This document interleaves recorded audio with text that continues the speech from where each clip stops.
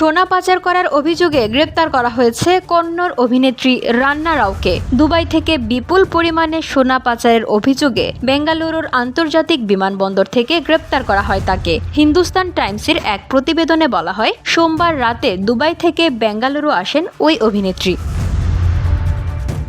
আগে থেকে পাওয়া খবরের ভিত্তিতে ডিরেক্টরেট অফ রেভিনিউ ইন্টেলিজেন্স এর অধিকারীরা তাকে আটক করেন। এরপর দেখা যায় 14.8 কেজি সোনা তার সঙ্গে ছিল। সেখান থেকে তাকে ডিআরআই অফিসে নিয়ে যাওয়া হয়। পরে রান্না রাওয়াকে গ্রেপ্তার করা হয়েছে। বেশ কিছুদিন ধরেই বারবার দুবাই যাচ্ছিলেন ওই অভিনেত্রী। বারবার বিদেশ যাত্রার কারণেই ডিআরআই এর সন্দেহ হয়েছিল।